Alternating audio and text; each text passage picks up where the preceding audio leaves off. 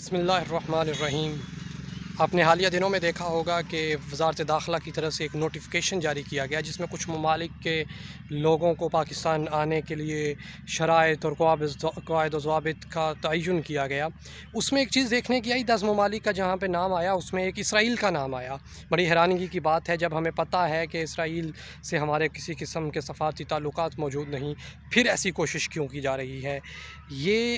کوئی ایسی بات نہیں کہ یہ کوئی غلط فہمی ہے، کیونکہ وزارت داخلہ کا نوٹیفیکیشن ہے، باقاعدہ پہلے پرپوزل گیا ہوگا، پھر اس پرپوزل پہ بحث ہوئی ہوگی، پھر اس پہ انیشیٹو لیا گیا ہوگا، پھر اس کے بعد ایک سمری تیار کی گئی ہوگی، وہ ٹائپ ہوئی ہوگی، میں بھی ٹائپ کرنے والے سے مسٹیک ہوئی ہو، پھر وہ بعد کئی سیکٹری کے پاس جاتی ہے، پھر اس کے بعد گھومتی ہوئی وزارت داخلہ ایک 7-8 قسم کے درمیان میں یہاں پہ چیک اینڈ بیلنس ہوتے ہیں، پھر اسی طرح سمری جاتی ہے، پھر اس پہ سگنیچر ہوتے ہیں، پھر وہ سمری واپس اس کی پورے چینل کو سے گزر کے پھر وہ سمری واپس آتی ہے، پھر اس کا باقاعدہ نوٹیفیکیشن جاری ہوتا ہے۔ یہ کوئی ایسی بات نہیں ہے کہ کوئی غلطی ہو گئی یا ٹائپنگ کی غلطی تھی، بلکہ باقاعدہ نام لکھا گیا، پھر اس کے بارے میں مشروط شرائط دی گئیں کہ وہ کس طرح آ سکتے ہیں، ان کو متعلقہ ڈی پی او سے رابطہ کرنا ہے، تھانے میں اندراج کروانا ہے۔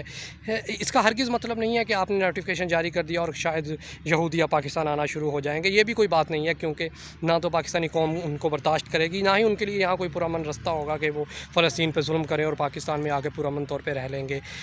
بات یہاں پہ یہ ہے کہ صرف اور صرف پاکستان کی قوم کے جذبات کو دیکھنے کی کوشش کی جا رہی ہے۔ آیا کہ مسلمان پاکستانی قوم کے لوگوں کے، ہماری عوام کے کیا جذبات ہیں، کرنٹ دیکھنے کی کوشش کی جا رہی ہے، کتنا جذبہ، مذہبی جذبہ بھی باقی ہے، کتنا کہ اسرائیل سے نفرت باقی ہے، کہ اگر اس طرح کے چھوٹے موٹے نوٹیفیکیشن پہ عوام کا رسپانس نہیں آتا تو پھر اس کے بارے میں